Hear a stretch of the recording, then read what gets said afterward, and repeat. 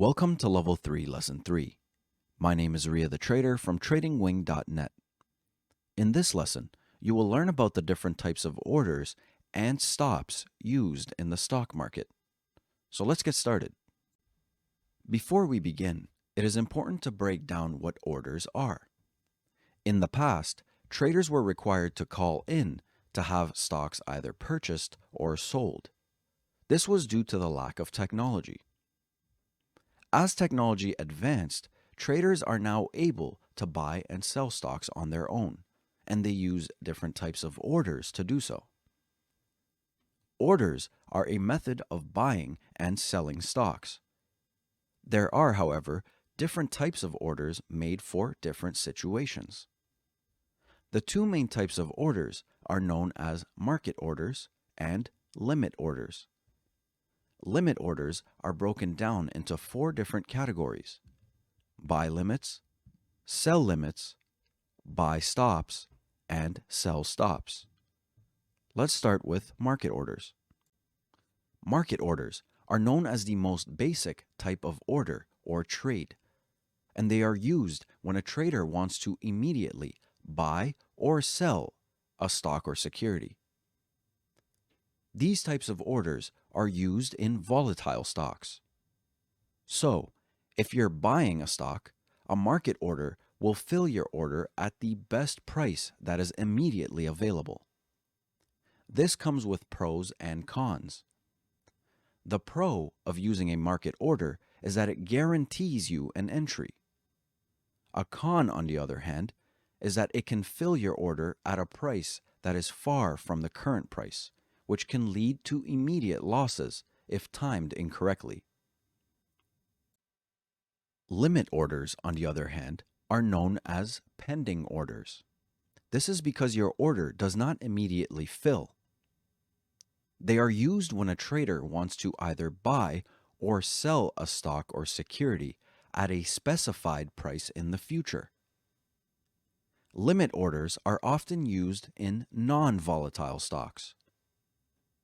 As I mentioned previously, there are four types of limit orders. There are buy limits, sell limits, buy stops, and sell stops. So let's go ahead and break those down. A buy limit is an order placed to buy a stock or security either at or below your specified price. Buy limits are used for either opening a long position or closing your current short position. Let's have a look at an example of a buy limit. Let's say the current stock price is $4 and you want to purchase the stock at $3.95. You would then set a buy limit to $3.95. This would make the order pending as the price is not yet $3.95.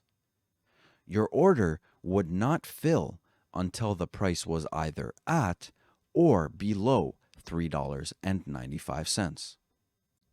A sell limit, on the other hand, is an order placed to sell a stock or security either at or above your specified price. Sell limits are used for either opening a short position or closing your current long position. Let's have a look at an example of a sell limit. Let's say the current stock price is $4 and you want to short the stock at $4.05. You would set a sell limit to $4.05 and your order would not fill until the price is either at or above $4.05. This applies to closing your long position as well. A buy stop order is an order placed to buy a stock or security at your specified price. Buy stops are used for going long on a position. Let's have a look at an example. Let's say the current stock price is $4.90 and you want to purchase the stock at $5. You would set a buy stop to $5 and your order would not fill and remain pending until that price is reached. Now you may be asking, what's the difference between a buy limit and a buy stop? Because they sound quite similar. The main difference is related to the first point on the slide. In a buy limit, your stock or security is purchased either at or below your specified price. With a buy stop, your purchase is not going to occur below the specified price and would only occur at the specified price. Let's have a look at the example again. The current stock price is $4.90, and you want to purchase the stock at $5.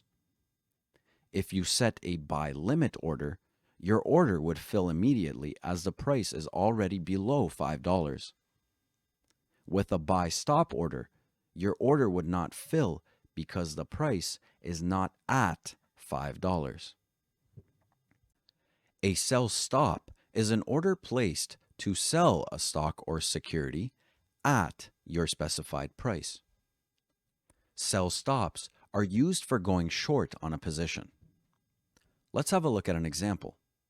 If the current stock price is $5 and you want to short the stock at $4.90, you would set a sell stop to $4.90, and your order would remain pending until that price is reached.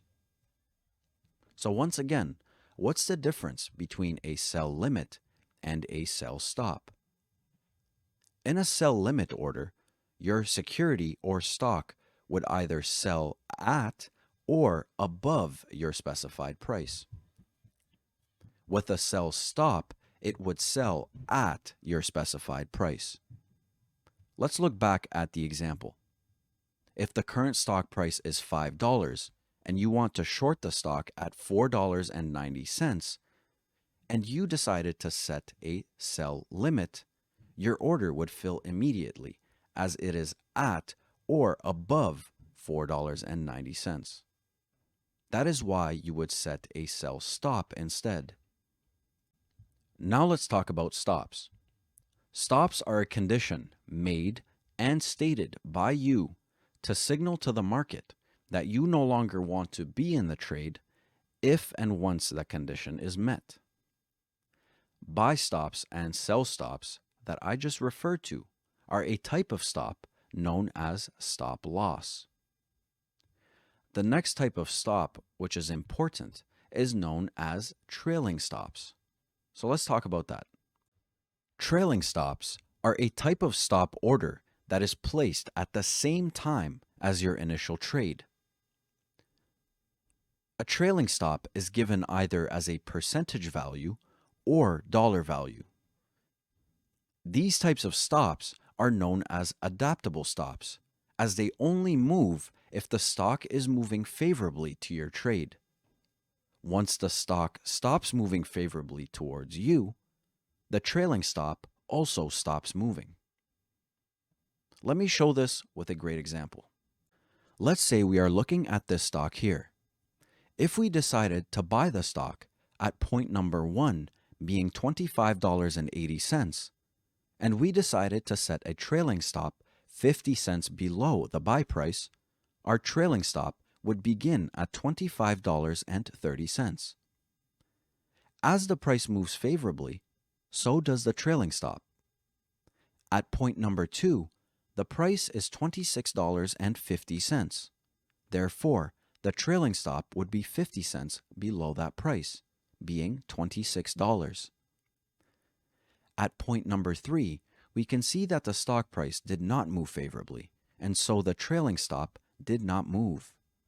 It remained at $26 despite the price being at $26.20. If the price did move down to $26, our trailing stop would be triggered and we would exit the trade. When placing a trade, it is important to note down these additional terms.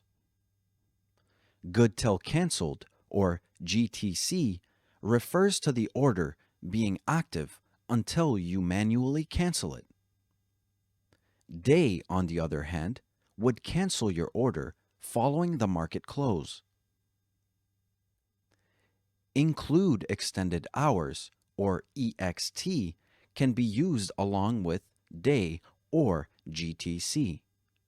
This allows the order to continue following the market close. And that concludes this lesson.